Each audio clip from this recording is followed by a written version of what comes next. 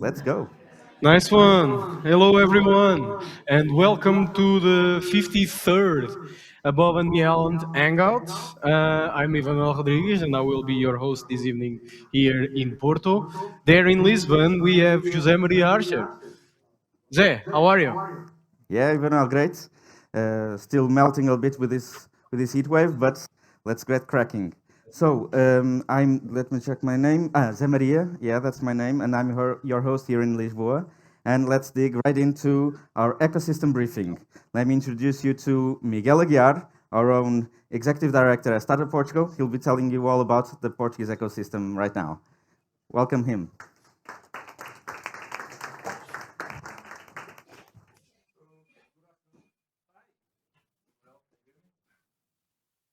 Even well?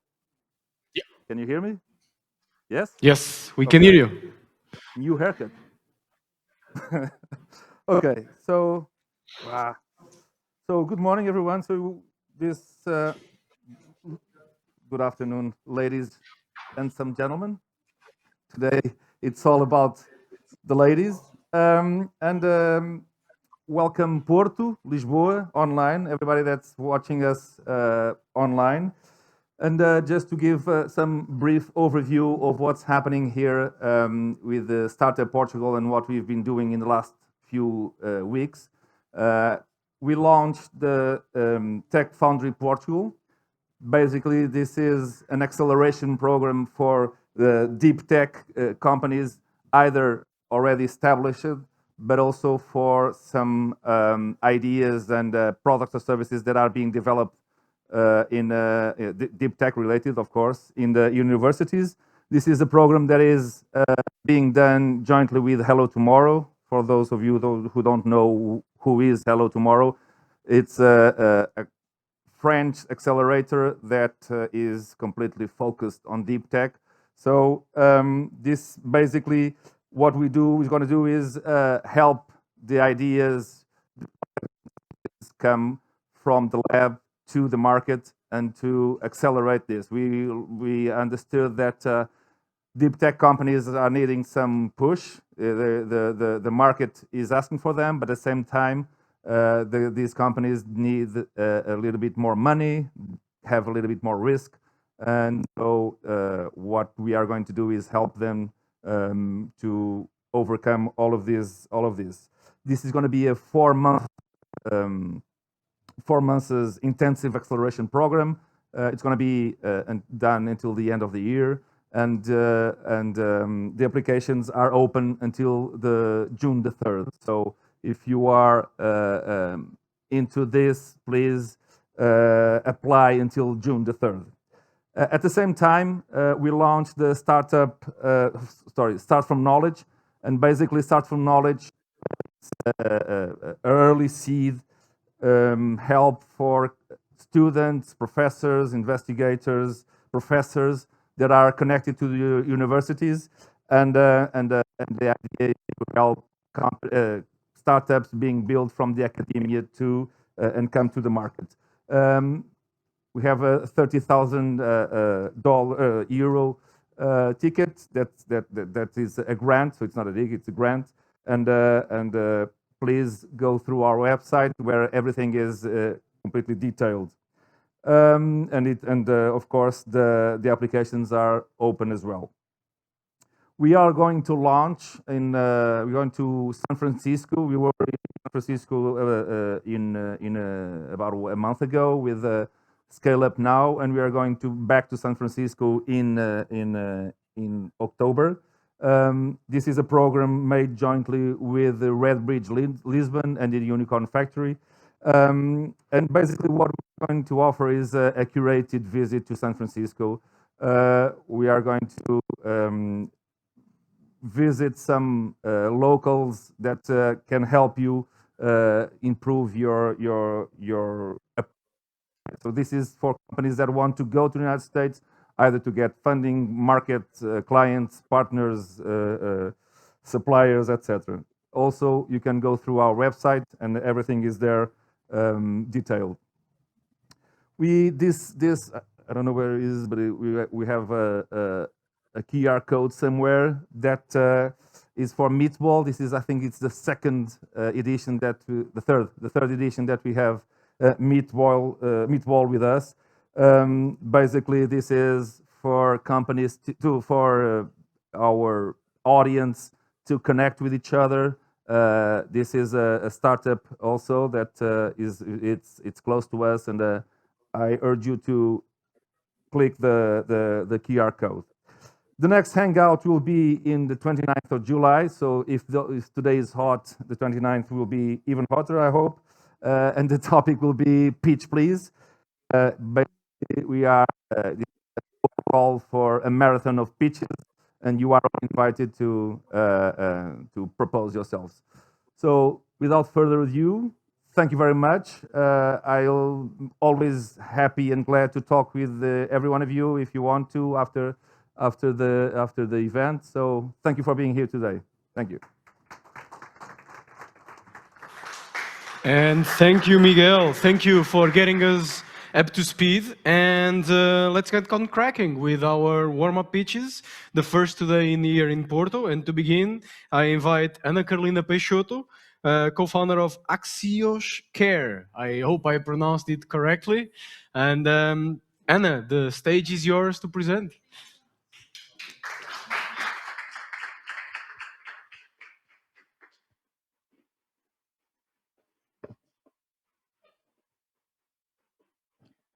Hello, everyone. I'm Ana Carolina, co-founder of Axios Care.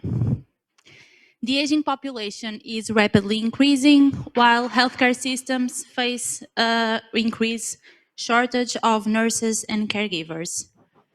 At nursing homes, for example, staff simply cannot be everywhere at once, which leads to falls, medical emergencies, and other critical situations to often be detected too late.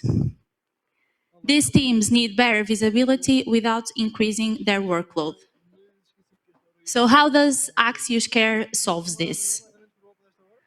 Our platform combines smart sensors that monitor events such as falls, vital signs, panic button activations, room occupancy, sound alerts, unusual dwell times, among others. Whenever an event is detected, the information is sent to our platform that alerts the care teams in real time. This allows these professionals to have a faster and more direct response while also detecting patterns to prevent future incidents from happening. This increases resident safety, team's efficiency, and also provides managers with valuable data to improve operational decisions and care quality. We're addressing a rapid growing market due to demographic shifts, mainly in Europe, as you know. And our initial focus is nursing homes, senior residents, with a clear path expansions towards home care services and private households. Our business model combines a one-time hardware installation and recurring software subscriptions. This gives us a predictable revenue while also allowing our solution to scale according to each facility size and needs. While our main competitors focus often on software, wearable-based solutions, or camera-based solutions, Axios brings all of this together in one integrated platform. We work with several hardware manufacturers, mainly sensor-based, avoiding vendor lock-in and allowing professionals to choose the devices that best fit their needs. Last year, we developed our MVP, established 3 hardware partnerships, and secured our pilot partner to test our solution. We also gain recognition and improve our network by attending several startup events and competitions. We are currently starting commercial deployments, and we have expansion to private households as our next clear milestone. Our team combines software development and business strategy, also 30 years experience in the Portuguese social care sector. This gives us not only the technical capability needed, but also the industry knowledge needed to successfully bring Axios Care to market.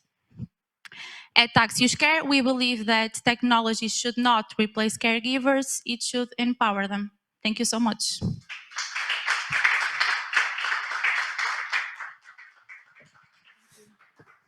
Thank you. And if you are curious to know more about Access Care, please find Ana Carolina in our networking moment. And next up, for our second pitch, let's bring it up for Anabel Moura Acevedo, co-founder of Equivalence.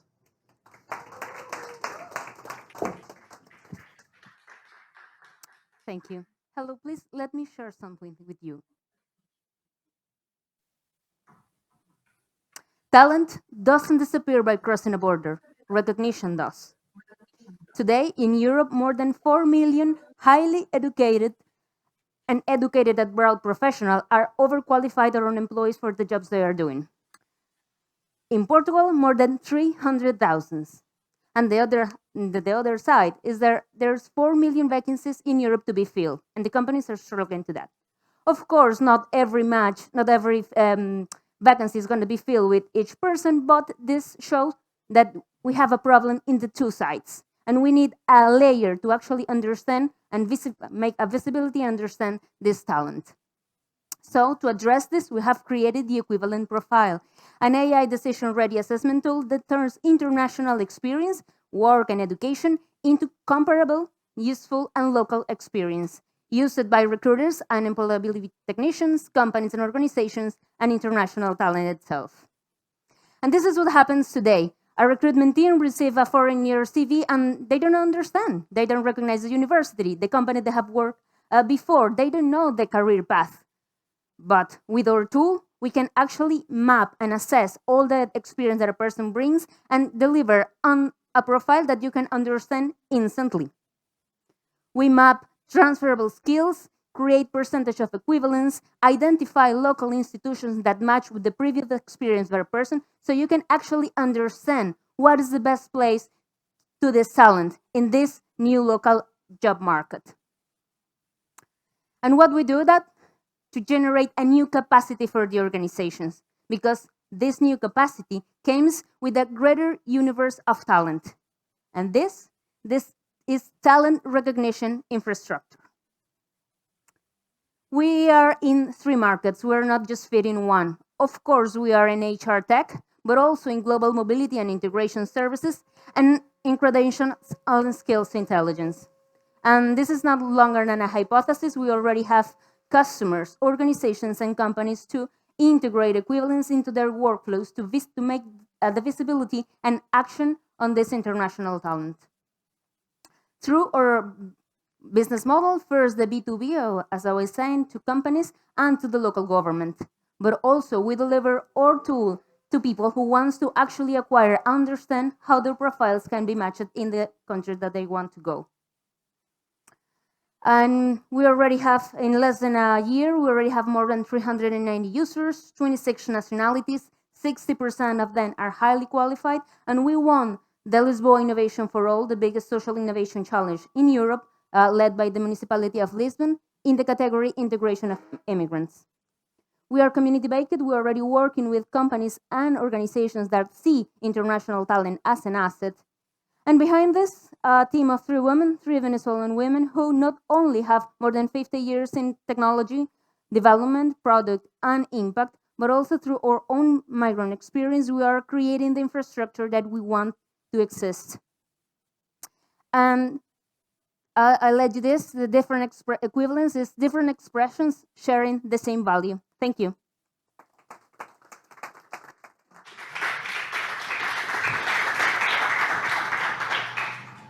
Thanks, Annabelle. And if you want to ask any questions to Annabelle during the network moment, you have that opportunity.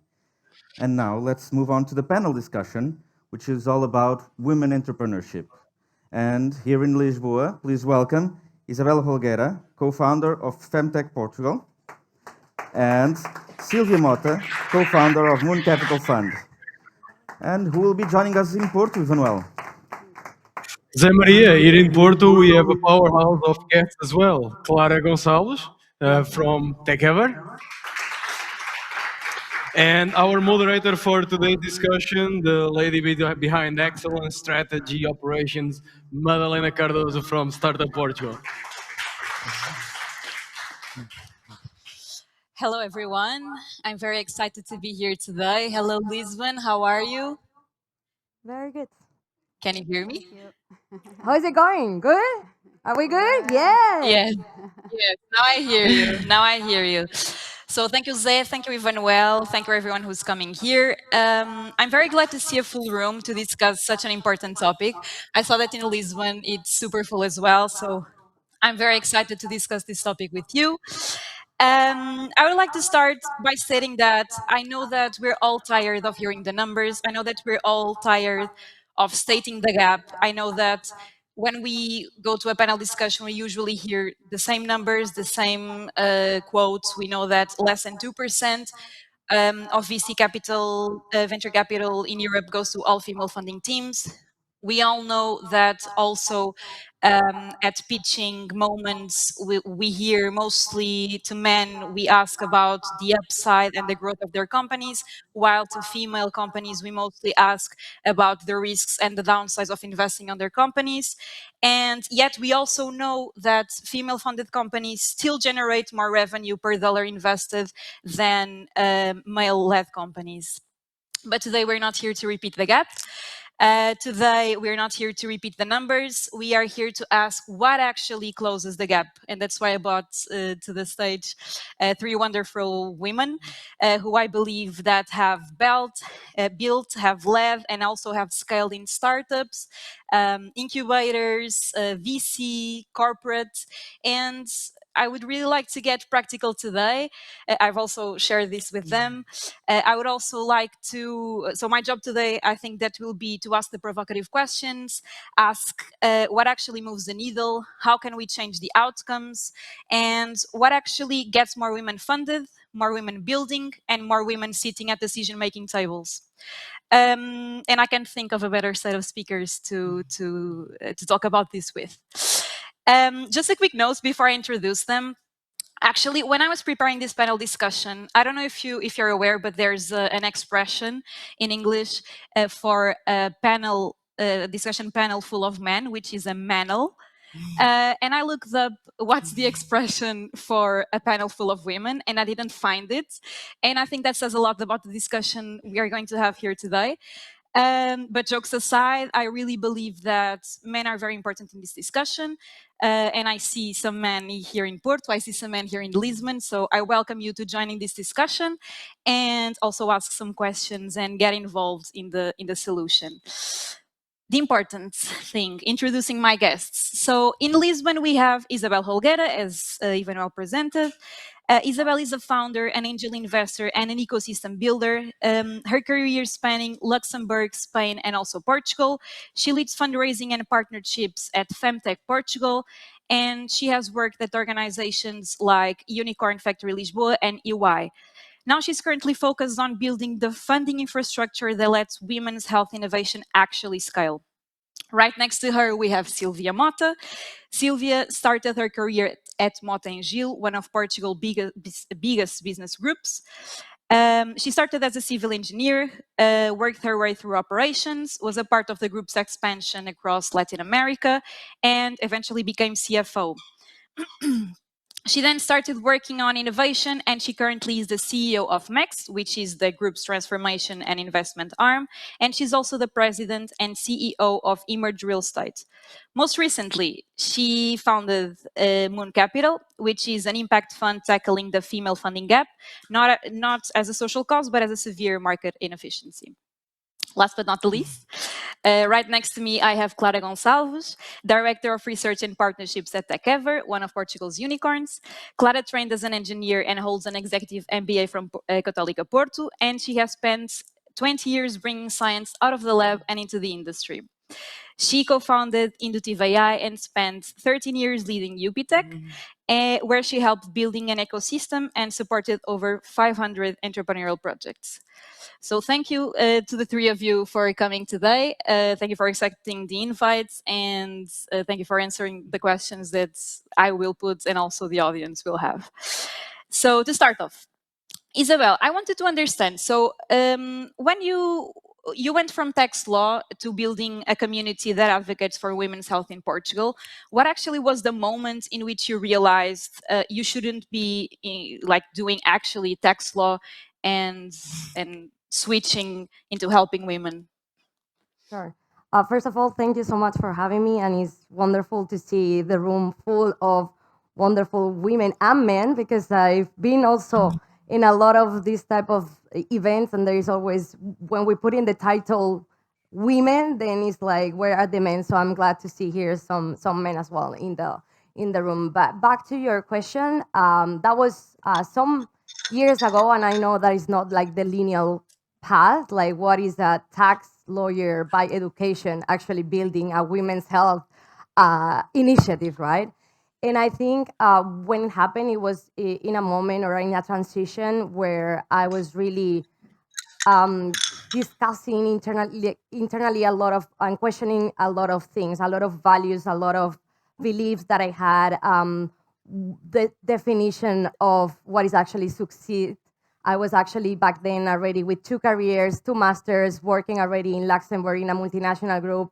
Already, like I just promoted, and then I was thinking, okay, it looks from the outside that I made it. I kind of had the great job, the amazing salary, but inside I was feeling miserable. I was not feeling connected at all. And I was like, I don't want to really continue doing this, but then my identity, my whole identity is gonna be again rebuilt. I'm gonna disappoint maybe my parents because, like they are proud that your little girl had made it to the top. But yeah, those are fundamental questions that I guess everyone should ask once in their life. I think I had like an existential crisis. And then I started thinking, who is the person that I want to become? What are the impact that I want to deliver? What are the things that really lights me up? What is my purpose in life? What is success for me? Is it just materialistic things? Is it just climbing the corporate ladder? Or is it actually supporting other growth and success? So when I did that transition, then I found myself in the startup ecosystem a few years ago in Luxembourg. I managed to have my first project was actually to perform a due diligence for the European Innovation Bank for a company that was building a oncological novelty device to early detect cancer, and then they managed to receive 12 million as funding. So that was coming from tags, just helping big corporates getting richer to, oh wow, these 12 millions can actually have a really impact into women's life. I actually cried because I had like a very familiar connections with cancer. So I was like, this is it. I think that this is actually my path. And then I started being more and more into the ecosystem, into supporting startups in different roles, in different organizations. Then I moved here to Lisbon, always trying to support women's founders because, I mean, Madalena, you already stated the numbers. It's just soaking. I'm very sad to see that actually the 2% nowadays actually even decreases. So now in Europe it's like 1.2% of funding. So it's just like ridiculous that we are in 2026, that we are half of the population, and these are still the numbers. So I try to always But actually, advocate. Isabel, Yeah. sorry to interrupt. Actually, today I heard that, and I saw the study that Portugal is actually ranked fourth in this KPI. So actually, it's good news for Portugal. But yeah, I mean globally Kudos. and in Europe, yeah, Yeah, yeah, yeah. correct. So then in all my work as an ecosystem enabler, I always try to put my gender lenses, as I like to say, and analyze every situation to see, okay, are we really achieving this?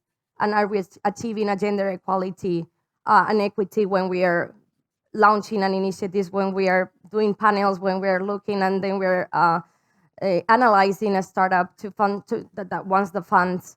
And since last year, because this was a bit the transition from tax to startups to supporting female founders, and now since a year ago, I discovered a problem that I didn't know that existed. I was not aware about it, and it's femtech and it's women's health. So imagine that this is currently the current situation that we have for women. The gender, the founder is a woman, and already we see all these barriers and all these gaps. Imagine now that if we put that focus on the end user, and the end user is women's health, can you imagine the gaps that we have there? Especially starting from us, because women, we tend to take care of everyone except of our own health and ourselves. And then I started digging more and more and doing research. And then it turns out that the numbers in women's health are even worse than the gender, let's say, gap in general in the startup world. So in this space, we have 1% of health research funding going to women's health. We have 6% of global healthcare funding going to women's health technology and startups. There is no cure to some conditions that if that conditions only happen to men, probably now we would have the solution, like endometriosis. We have more funding into erective dysfunction, which happens to 18% of men, 5 times more funding, research funding on this type of solutions that happen again to 18% of men compared to, for instance, PMS that happens to 90% of women. So those are the figures that then stuck with me. And then I found my wonderful two co-founders, Leslie, who is here in Lisbon with me, and Samantha. And then we saw, no, there is clearly a gap. There is also an opportunity. It's a 1 billion market opportunity by 2030, the women's health. So we decided to create a community, to create an initiative here to really create and build and connect the ecosystem so everyone can advance women's health innovation here in Portugal. So I know it's a bit of a crazy transition, but I think now I'm in my path. I mean, super connected to my purpose, super connected to supporting women, to accelerate women innovation, and I cannot just be happier. And it's a path that makes a lot of sense. Thank you.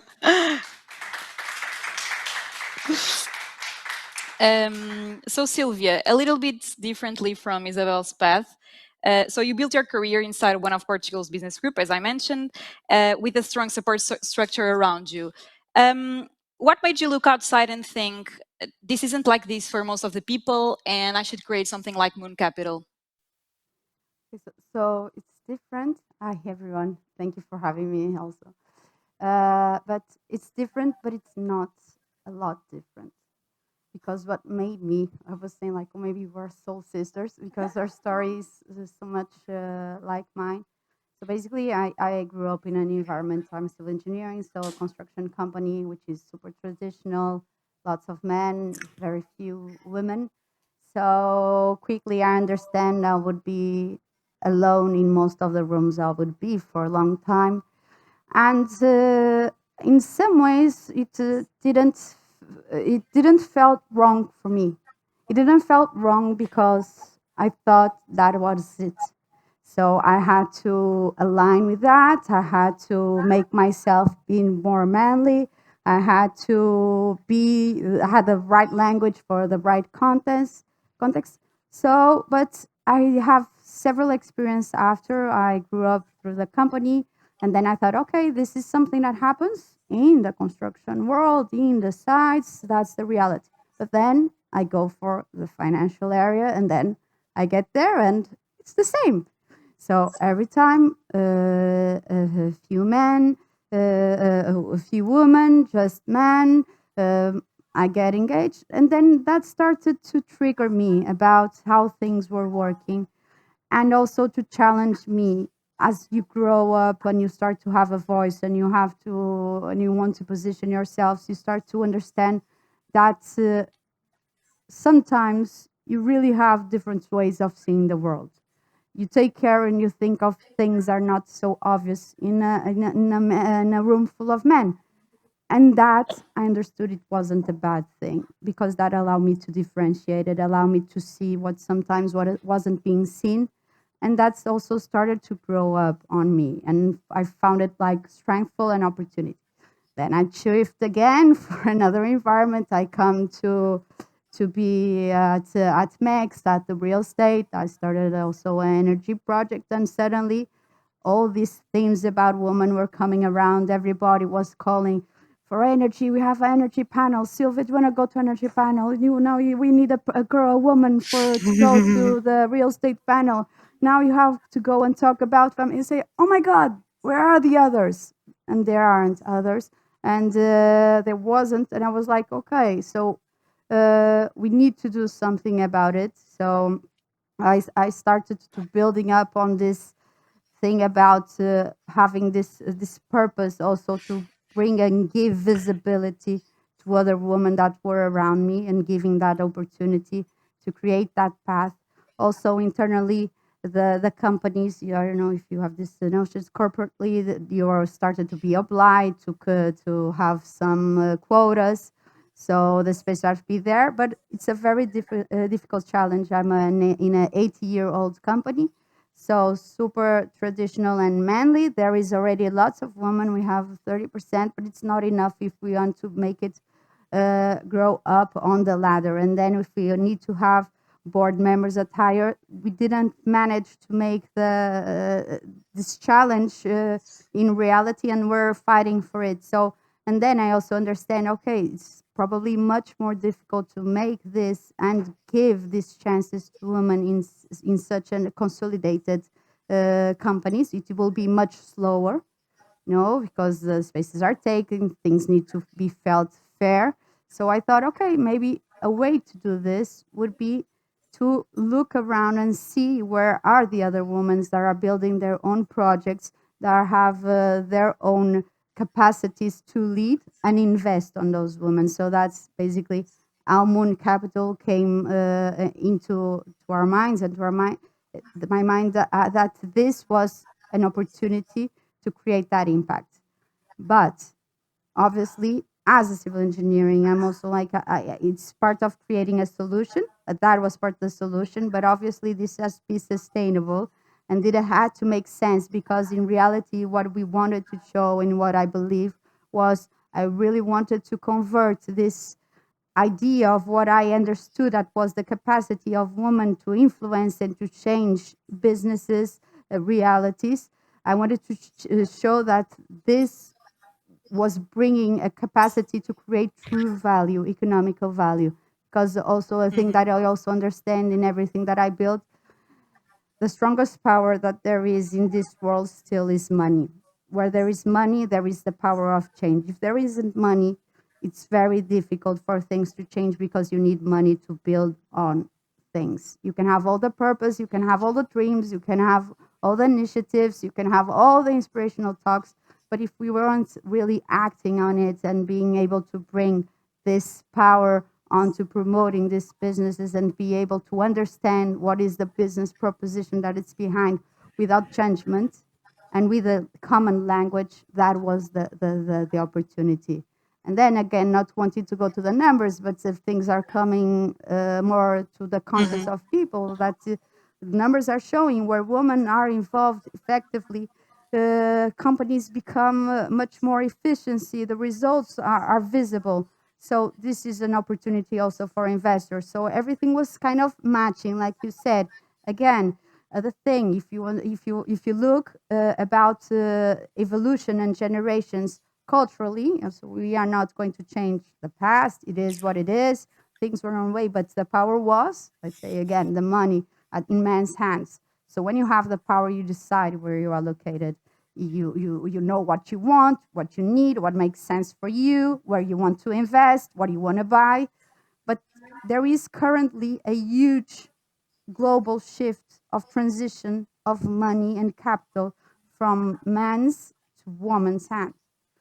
This literally changes, and this crosses here also innovation, changes literally how business will be needed to be managed, not only because women also have more capacity to work, are more available, there's more women on the current on the market, so the needs for women inside a company are different. How do you want to work? How do you want to be seen? How you want to be recognized? You have different needs. We have different needs. So that will shift, but also it will shift what you are going to create and you are going to produce. And then you have a market which is also a female market that wasn't there before. So what they want, we have an advantage now, which is we are more aligned with the needs of those that will possess the control, the capacity, and the money or this shift in the future. So this was also our thesis for investments and as an opportunity for investors to bring out this power and of alignment of the capacity and the money, and also to find the real projects that will respond to these needs in the future. both in businesses, but also in common life and for everyone in reality. So it's just different the way, but the purpose, how you build up, and it's very similar in a way. Thank you. Thank you very much. And if you're a startup looking for investment that fits all the criteria that Silvia just mentioned, you can reach out to them for sure. So, Clara, you've been from building UPTech to co-founding a startup to working at a unicorn. You've sat at a lot of different tables. Which one was the hardest one and why? Okay, so thank you all of you for having me here. So it's not an obvious question or an answer, but I'll try to explain this. And picking on TechEver, I'm in TechEver for the past 3 months. So I've been working with a lot of talented people all around me. I'm on the side of research and development. It's a company that is nowadays an unicorn. It's growing with an enormous pace. An enormous pace. Kind of challenges. They are super transversal to everything that we do. We do intelligence, surveillance, and reconnaissance, and for that we need eyes, sensors that are in satellites looking to the Earth.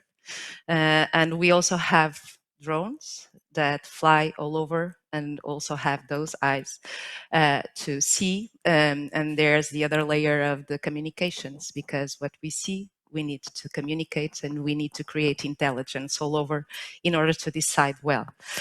So that's what we are doing. That's where we are growing. We are in different kind of scenarios, and we are nowadays, since 2022, in a very tough scenario of war in Ukraine. We have some of our drones are there doing intelligence, reconnaissance, and surveillance. So everything that surrounds this is a lot of engineers. So it's a huge, huge challenge for me, because everything is with an enormous pace and everything is super transversal. So we do everything inside TechEver. So nowadays, my big challenge here is to learn a lot and try to help to define the strategy for the future in a company that is acting in different and very tough scenarios and needs to look at the same time to the future and to the near future. So this is a tough thing that I'm doing now. Back to UPTech, it was an amazing project. I had the lucky to be the first employee of UPTech back 2006. And the aim of the university was to create an ecosystem of people, of companies that could gather part of the knowledge that was coming from not only from the University of Porto, but from different kind of universities all over the country and outside the country. That was the vision. And the issue was, okay, with such a big university, how can we implement a strategy, a plan? And that was tough because it involved a lot of different kind of players inside university, outside university. Actually, we invest a huge amount of money from European Union on creating infrastructure to receive all the startup companies, researchers, and all these innovation centers that we have nowadays. So it was tough. It was an amazing challenge that I think that nowadays is totally established, and it's also a huge player, mainly in deep tech companies in our country. The biggest challenge and the biggest seat was in my startup company, Indutiva.ai.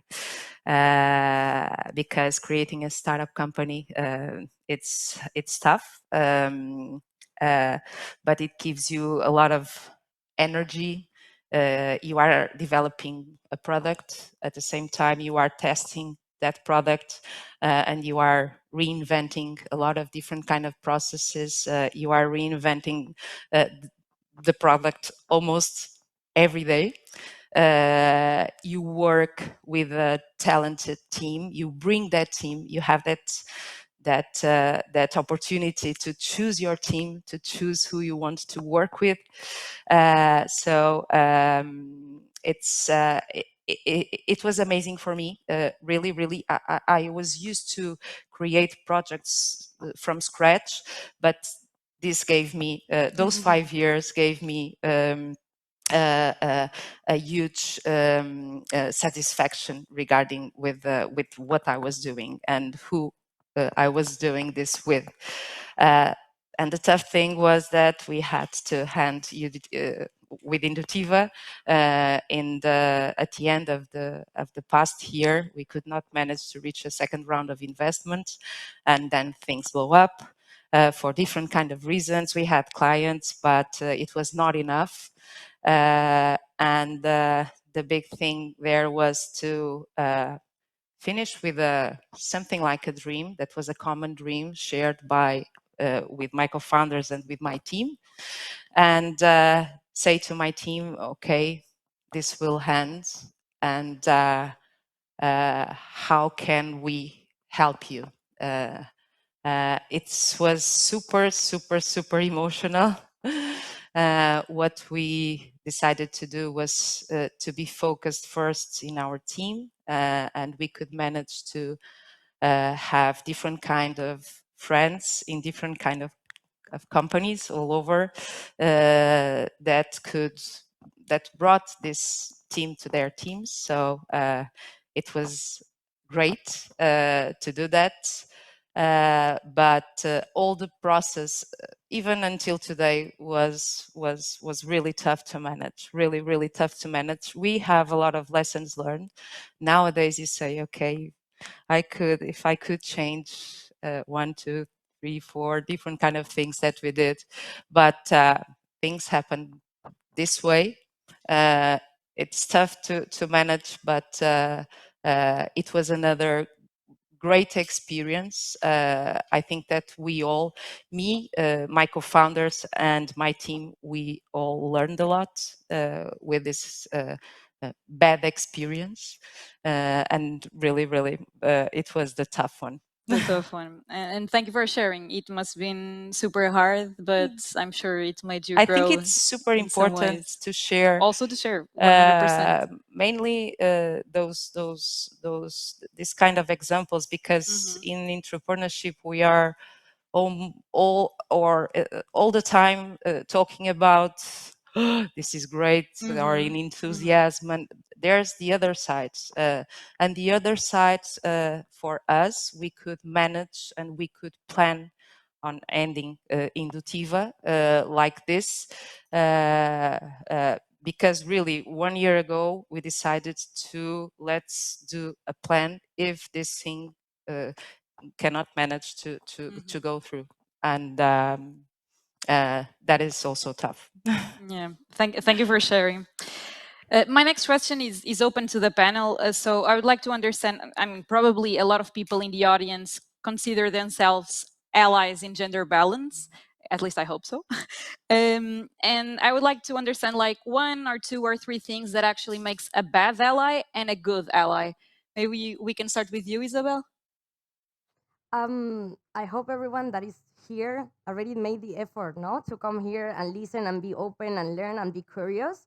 So I would consider that already a supporter, no, like someone that is willing to learn, someone that is willing to say, okay, what else can I do to support women's, or me as a founder, what else can I do, or me that I work in corporate that I have nothing, like I'm not building, but how can I support better, no? So I would say that we can have 4 different categories, if you will. Like you have the doers, or the doers are the builders, the founders, the advocates, the activists, those that are actually moving the needle.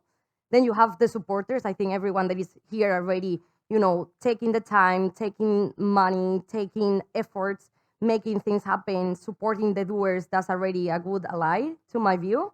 And those are the, I would say those two categories are those that understand the reality. As I like to say, they have these gender lenses, they understand what's happening, and they are there to support and move the space and support women.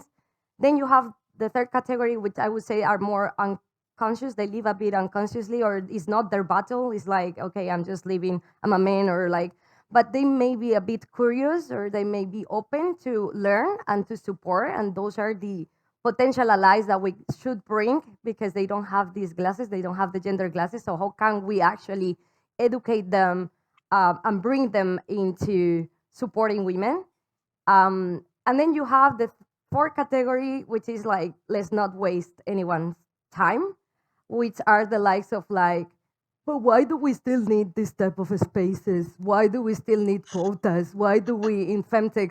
Why don't we create a mentech? I'm like, Joao or Maria or whoever it is, if you look at the numbers, if you look at the data, I don't need to explain you that. Probably you went to school, you understand how to count 1, 2, 3. Just look at the data. I don't need to even explain you why we need to do these things, why we need this type of initiatives, why we need men, as well as you said.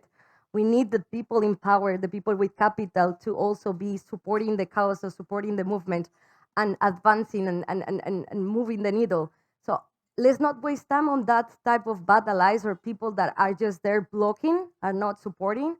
So yeah, I would say that those are like the four categories that I would say. Hopefully here, everyone, it's more into the first two categories, and you already have, after hopefully this talk, everyone is aware of the reality, everyone is aware about the gap, and everyone is now with these glasses that you can use to not take it anymore. Yeah. Yeah. And probably the fourth category that you mentioned is a part of the boys club in which only boys can enter. But also there's also women in that category. Well, yeah. Absolutely, Okay. it's just a matter of Clara, Silvia. mindset. It's not the gender. It's just the mentality, no? Of like, why should we do this? I thought a bit about that last few days, and for me, I think we having the gap is on communication. I don't think we are communicating it right, because somehow this still feels a fight. So for women to be able to be themselves, to express themselves, to present themselves, to build by themselves, to get do the things their way, it still feels like for you to do that, you are taking what is being done like on a certain way forever. And this kind of triggered me also because we leave that. I'm also now leading innovation in the inside the same corporate, and I think like it's a mission, you know, because it's all about the level of consciousness, about people really understanding why this is important, why this is needed, how we can all grow on this, how this will benefit everyone. And it's not about taking the space of no one, it's about building together, it's about collaboration, it's about to opening doors. And I think that's the real language that I think we need to do. So, but maybe if we stop talking about female entrepreneurship and we talk about the future of entrepreneurship, things can change, but we have to be smart about it, because I also feel the same. I'm always trying, I feel like sometimes even now, I'm inviting to be this, and I was thinking, like, oh my God, I'm scared to go. Because again, someone will, at a certain time, will misinterpret me, will judge me, will start thinking like, oh, you have your personal problems, you're trying to fight for one. You go like, no, it's not about that. What are you talking about? And you almost find yourself in a trap that you're justifying. And that's the problem. So what we need to do is to create consciousness. I think things are growing up on this. The data that's coming out is growing up on this. I think at the institutional level, things are going to get more aware. I think that whatever we are doing or whatever which everybody is doing is starting to move a little bit the needle, because this year suddenly things started to grow. No, when I started Moon Capital on a paper 2 years ago, We were tracking whatever was there, and nothing was even close to what we were doing. We think, well, okay, we're being pioneers. But what happened in reality, we were doing, and at the same time, or a few months after or before, everything started to appear at the same time. So something pushed us to do this. So the talks are there. So we need to do this. We need to create more empathy between men and women, to understand also why men react this way, and why we feel that we feel intrusive by just wanting to have a voice. Why, on the other hand, they are not empathizing with us and understanding simply that the way we want to present things is our one way. We also want to have an identity by ourselves, and we don't want to just fit in, you know?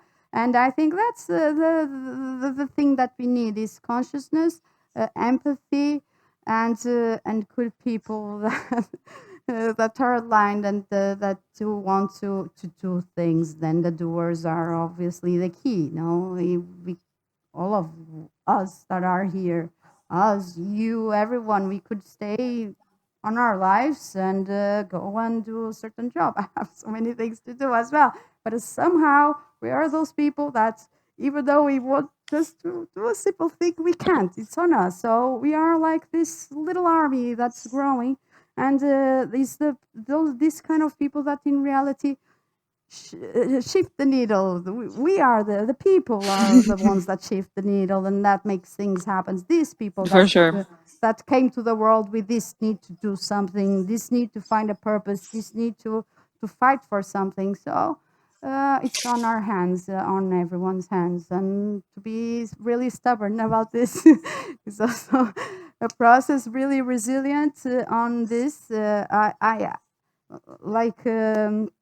It was when I presented me. She said, you grew up in a place where you feel comfortable, you were protected, you were doing corporate VC." It's true, but somehow I risked myself to go out. So now I really know, I can really empathize to understand what is to get there and out there. We don't have this structure around you to support, not the network. People don't know you, and you're starting to say, "Trust my project, believe in me, invest in me."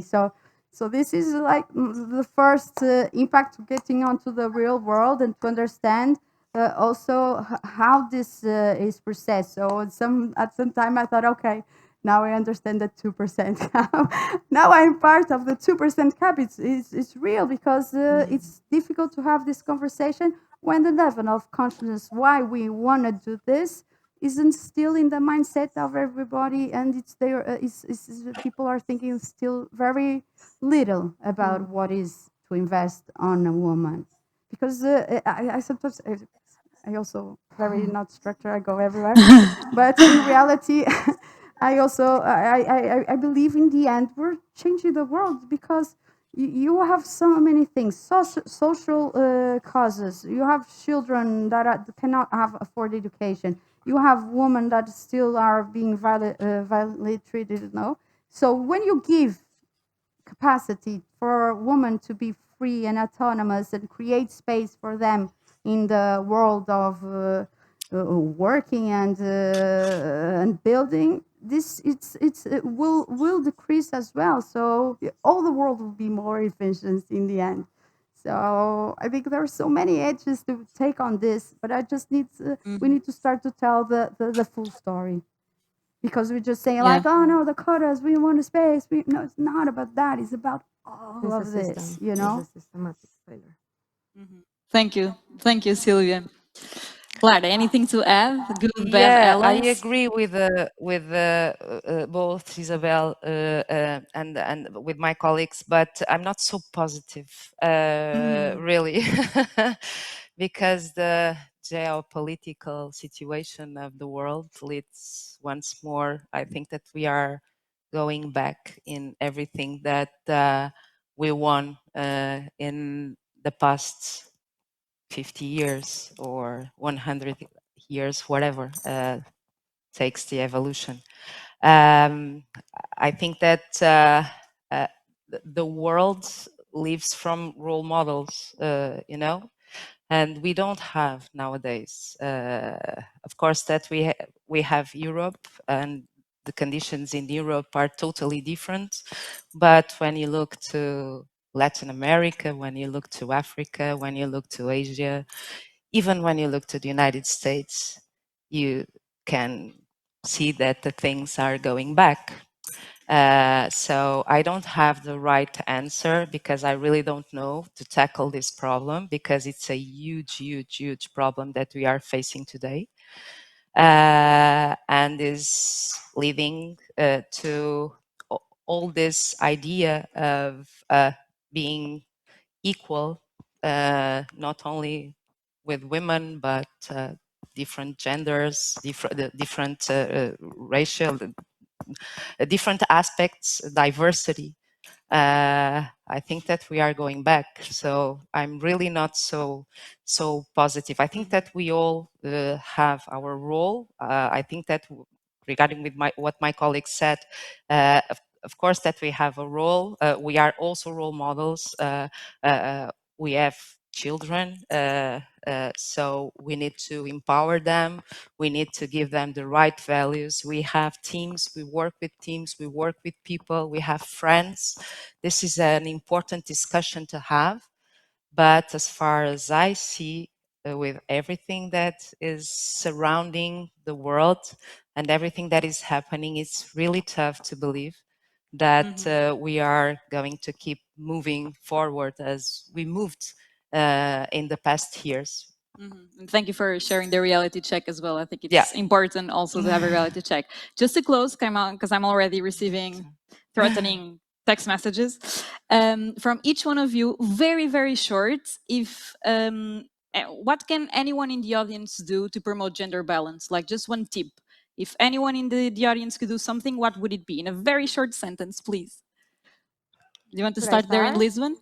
Yeah, okay. Yeah. Join Center Portugal. Very That would short. be the first tip. And then the second, support women's founders. So any type of app, anything that you buy, any businesses, just go and support them and choose them. That would be my two. Okay, thank you. Sylvia? Succeed. Succeed, find the right partners, find the right people around you, the right people to work with you, select very well those that are, and yeah, and just fight for it and for your dreams and trust yourself. I think that's the most important thing, is to trust on ourselves you. and our capacity to do, even when we think that we're giving up. At that time, normally is when things kind of shift.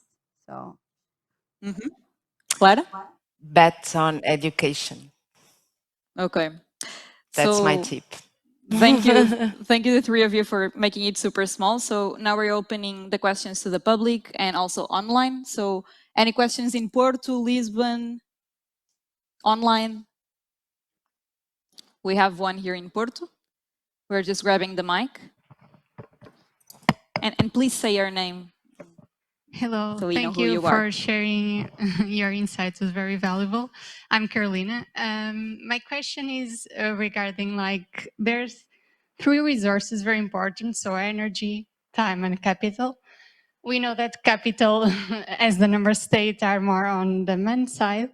Then energy, biological women can have less energy. I'm of course generalizing, and also time. So if we want to become a mom or if we want to grow a family, oftentimes it's also more demanding on women. So my question is, how do you balance all of that, if you balance, or if you strategize your own personal life as a business as well? So, okay, this time I'll be more focused on my professional side, so I will have someone back up the kids or all these personal life things that I have on the side.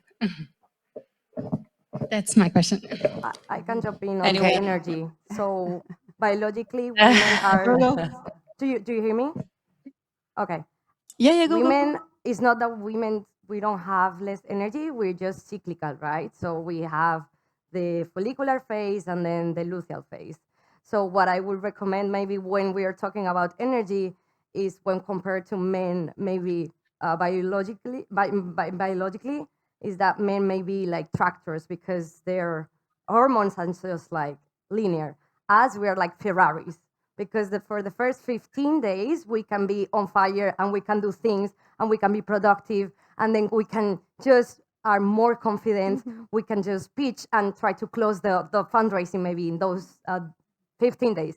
And then is when we go into the luteal phase, when we are about, we just ovulated and we're going to the menstruation and the period, and is when we want to be more introspective and so on and so forth. What happened is that society and businesses and corporates, we are all fitting into the energy of men. And therefore, your question is very right. It's like how we balance all. So my maybe recommendation would be just try to tune into your cycle, your energy, to understand when you can give it 200% and when you should be more introspective. And then it's a matter as well of the infrastructure around us. If you are not part of a company, or if you don't have the means, the support system to balance your kids, your family, the business is really tough. But it's a matter of like also, I guess, if you have some kids and you have a partner, is how can we all work together so that both of us have a balanced lifestyle that is balanced, not only me because I'm the woman and then I have to carry the unpaid work at the household and the kids and the startup and so on and so forth. So it's a super tough question. Energy-wise, we're cyclical, let's remind that, and then try to build that support system and talk to your partner too. How can we manage this effectively as a family? Yeah. So, and Thank from my you. side, I normally I'm accused of being too intense or excess of energy and not lack of energy in the office, but at the opposite at my house with my kids. So I have two small kids, and yes, it's tough to conciliate both realities. Obviously, to me at this phase, so my kids are 6 and 8 at this stage. So there were more demanding times than less, and I think now is again a very demanding time for me with them. And there is always this mommy guilt. If you're not there, how are you going to do it? But in reality, I think what I've learned from my experience, so I'm sharing my personal experience, I think I have this need to do everything, and I had that need to be in everything and have this control. I think we have this. We wanted to manage all. We want to do everything, and what we need to do. And this is sometimes I think where we fail as women. We need to be more strategic on what we're doing and what is important, because that is something that men do really well. They focus on what is important, but we want to make sure everything is fine, everything is over there, so we take everything in our hands. So I think we do have to manage these priorities and understand what is important at each time, and to balance that both realities. And obviously, for me at least, family is the base of everything. So I do really try to have my time with them, to even when sometimes I'm too focused on work, then I obviously try to compensate. And I think what you said is to have the right partners that can balance it. If you're alone, it's a bit more difficult in reality. And again, it's something that for me is something that needs to shift on what is the working culture, because when we have this level of consciousness where with the working people are such diverse, we need to attend all needs. So this needs to change, and this will have to change in the future also, because there is a huge lack, at least on our industry, lack of manpower, man labor, and working people. So basically, we will need to accommodate this so that we can attract also more women onto our business. So it's things that, again, I understand that. I don't want to say go back on the other conversation. I understand that we don't have probably all the right leaders to inspire us, but in reality, there are the levels where things are changing, that because the needs in the world is changing. So things are changing in the corporate worlds, in the lives, and somehow I don't think it's something that we can go back. So something that it will only be forward because it's like you giving freedom and then you cannot take it away. There is nothing such as that could come back again because. Thank you. I hear we have a question in Lisbon. I don't know if you want to add something, Clara. Sorry. No. I have an amazing husband that really shares with That me. helps. But I really never thought about that. I have two girls, and I think that one of the best examples that you may give to, or that I may give, or that I gave to my girls was being a productive woman and work and share with them. They totally understand what I do. When I'm out and I know that notion of guilty, okay, I'm going to travel, I'm going to travel, I'm going to travel. So, but share, I always shared with both of them. And I think that nowadays they are a little bit older than Sylvia boys, as far as I understood. They have 12 and 15, and I think that they are proud and they are super interested in what I do. So that was the way. Someone is outside. Thank you so much. Some boys Thank you. clapping Some boys for are us. clapping. I'm great. They approve gender balance. That's great. They agree. They agree. Exactly. Okay, thank you. I hear we have a question in Lisbon. Okay, we can go Yes, to the Madalena, question. we have. Can you hear me? Yeah, I can. We have one question online and one question in Lisbon. So I'll start with the question online. So Emily Wong asks, as a female-founded startup or company, would you look to hire and onboard more women based on improving representation, role models, provide more opportunities for vertical growth, etc., as opposed to hiring based on experience/expertise, which would include non-binary and men if the case is you want to be agile, fast, and building a product to launch for market?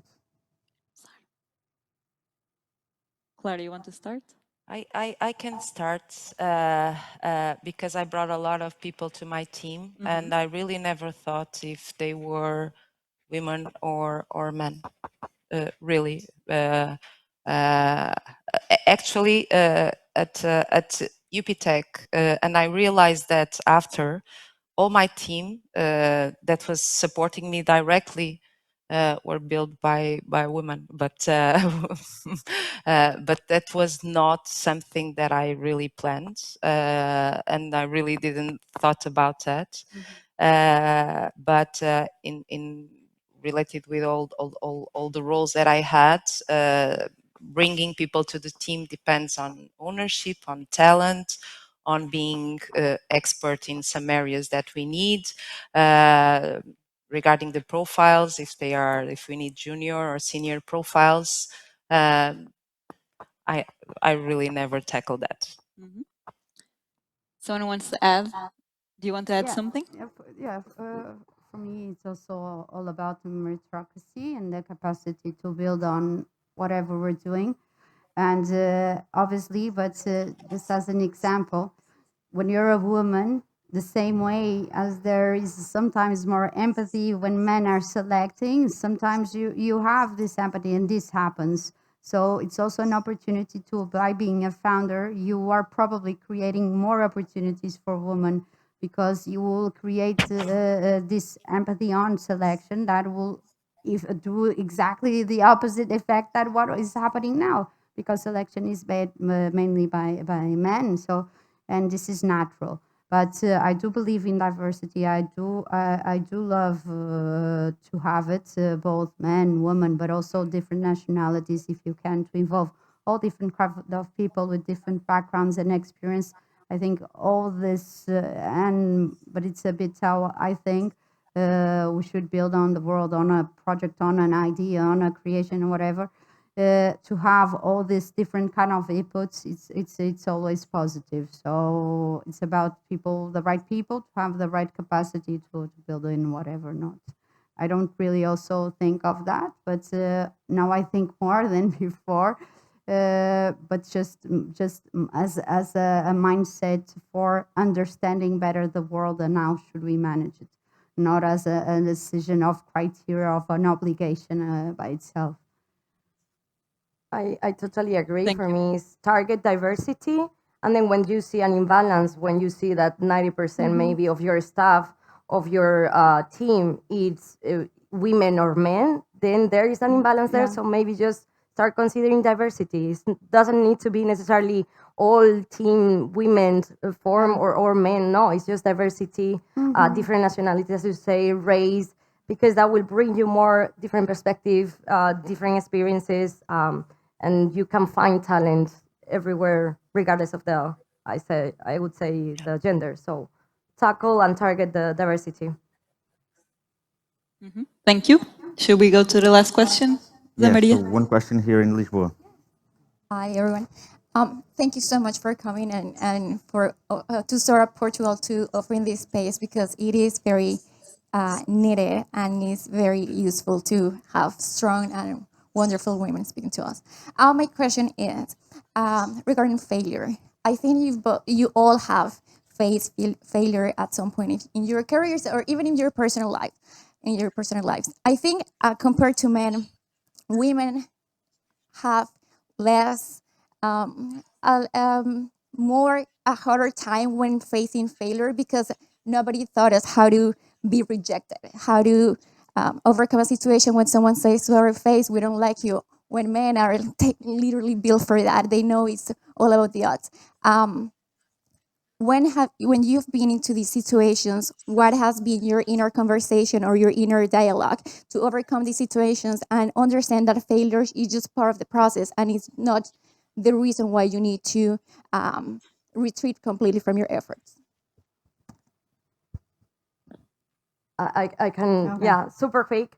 Go, go, I go. think it's a matter of mindset. It's a matter of like, okay, understanding that you are in that position and that you might be having those limited beliefs or those values that, oh, rejection is bad or failure is bad. It's just like, how can we turn these and how can we talk to ourselves in that inner dialogue that this is data and this is learnings, and that then you can take that to see, okay, how can we in my next move, in the next situation that I'm in this position, how can I turn this into a better outcome? There is a super nice founder that I really like. Is a self-made millionaire. It's called Sarah Barkley, the founder of Expats, and that she mentioned that when she was a kid, his father was every night at dinner asking her, okay, what is it what you failed today?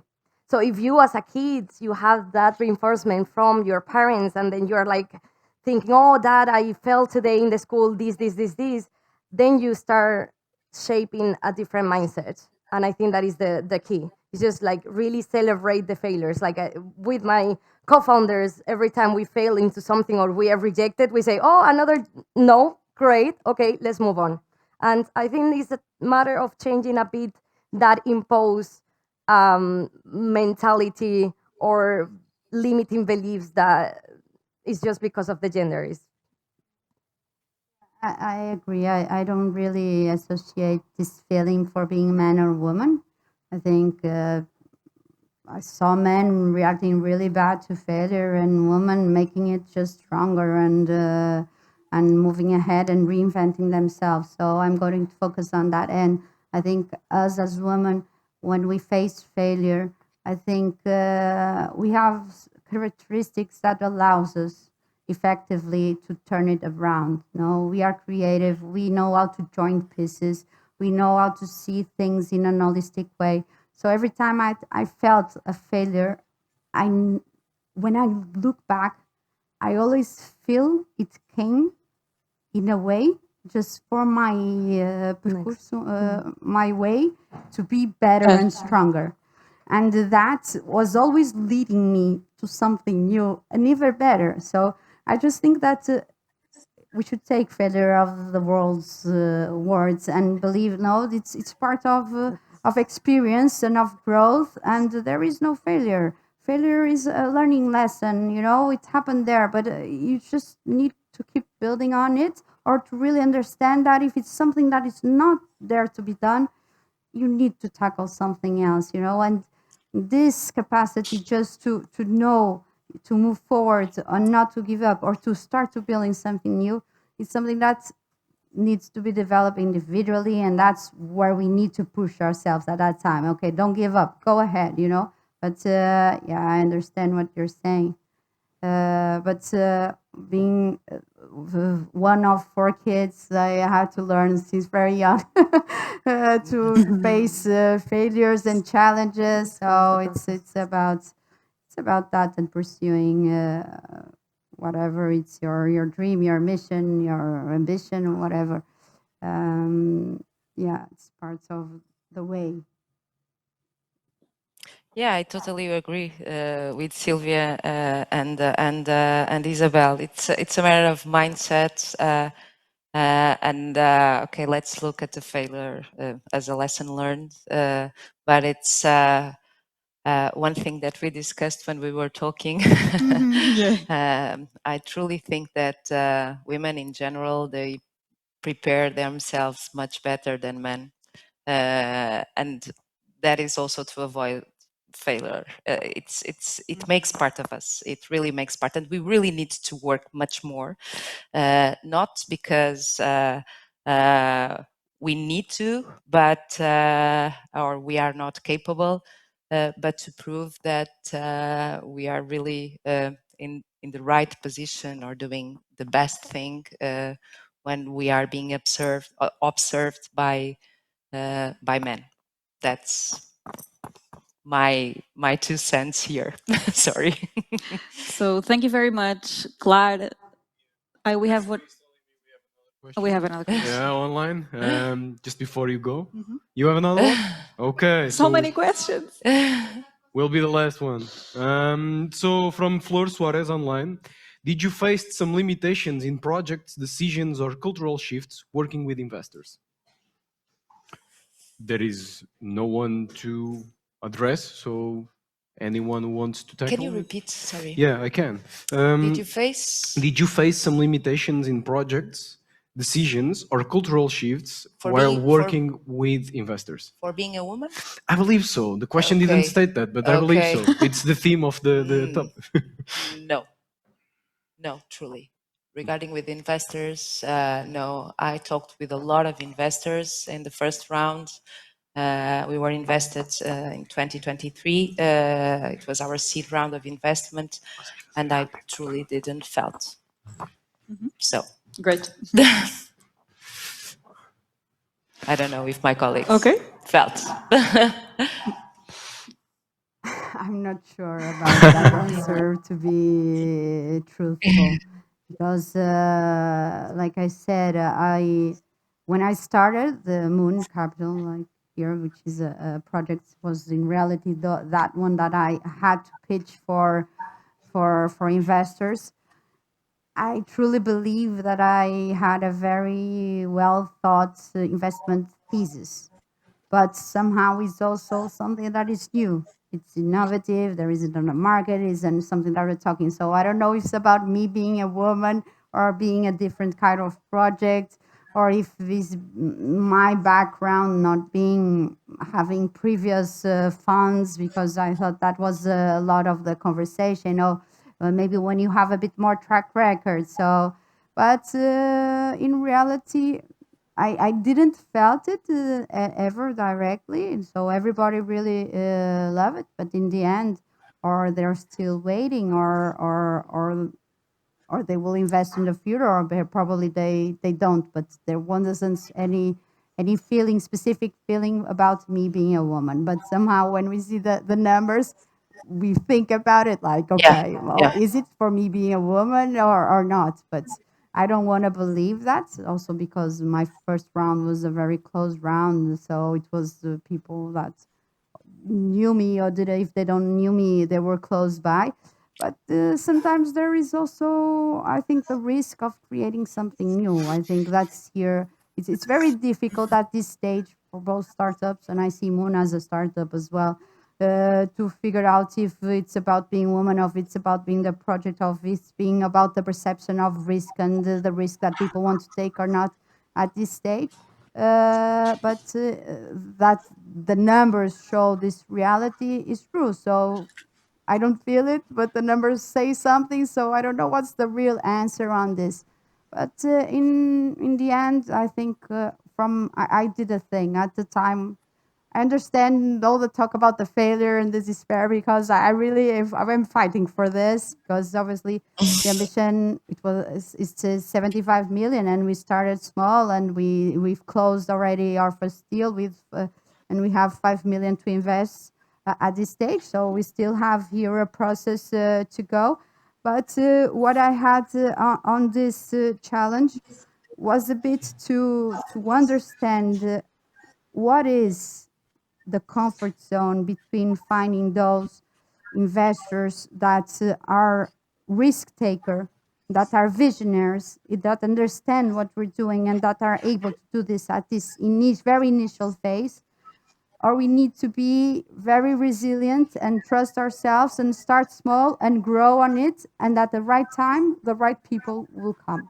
So that's what I learned from other funds, because at the time I was talking to everybody that had a fund, like, how do you do this? How did you manage this? I said, Sylvia, I'm here like 2 years, and then one day there was one person and said, okay, I trust you. I believe, because at this time there is a thesis, there's investment, but it's a personal thing. It's about, I see you, I understand what you're doing, I believe on the market that you're projecting, I believe on your business case, and we're together on this. So to finding that right person, it's the challenge sometimes. So yeah, luckily things will happen, are happening for other people, happen for a lot. So we need to be able to be resilient on this mission to find our right match and the right persons to support and help us.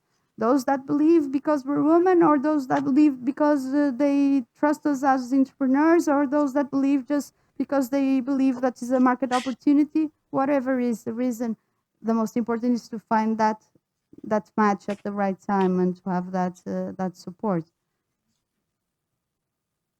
Okay. If I can Thank add you. something to that, because I think you were Very talking a short. bit Yeah. about the bias, like, and there is a wonderful report. I Yeah. recommend you all to read it. It's from the EAT Supernovas team, which is a pan-European initiative that is trying to bring more women into the entrepreneurship and the investment world. And then they identify different bias, and the one that you said is more the affirmation bias. It's like, okay, I see the other person very similar to me, so then Yeah. I will connect better. Yes. And that I think is also the problem with the also gender bias. It's just like, if you're a man, maybe there is a women, and in the case of women's health, you are pitching a solution to fix your vagina, they will be like, oh, gross. Yeah. I feel uncomfortable. No. I don't want to invest in this.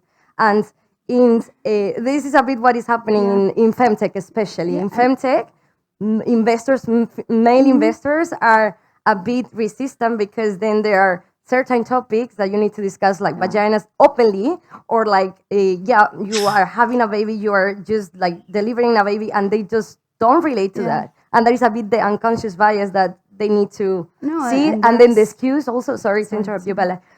Bella. I don't think they will boldly tell you, I'm sorry, I'm not investing in you because you're a woman. Like, if that is the case, like, wow. Yeah. So I don't think that's why we as women, we don't feel We that. don't It's want to just, accept that in reality, no. But for example, when I saying the numbers is true. For the same pitch, 7 being the same pitch, just 7 is given to men and only 1 to woman. Same case study, same business case, same pitch, everything. But it happens because it's a reality. So, okay, if we want to take it to ourselves and believe this, okay, obviously I must believe that. Otherwise, I wouldn't put moon as a need.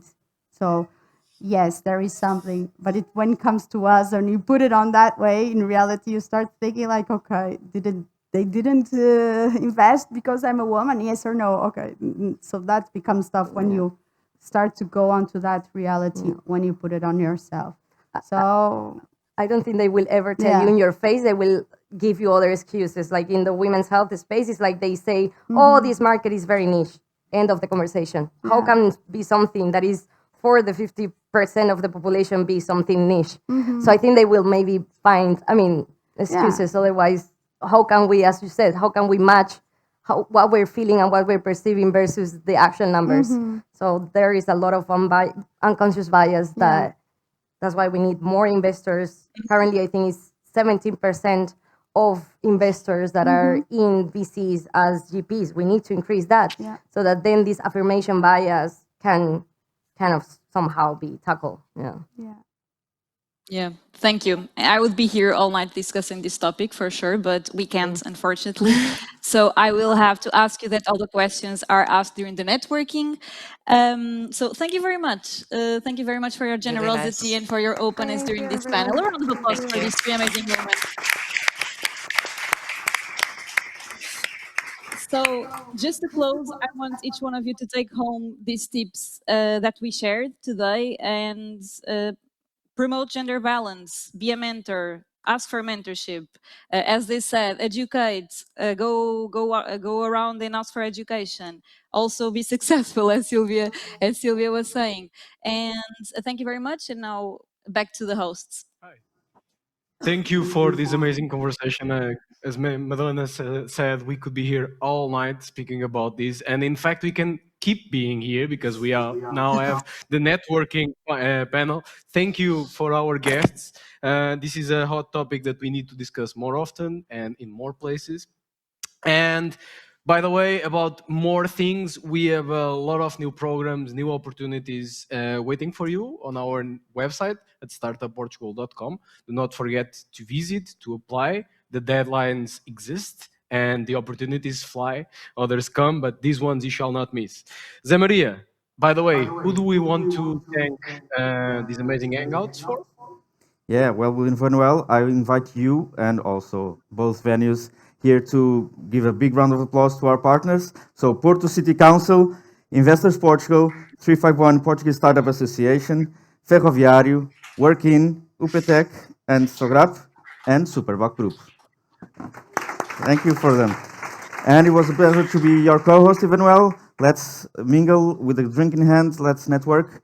They're in Porto, just outside the door. Here in Lisboa, we'll go upstairs and to the end of the bar. Okay?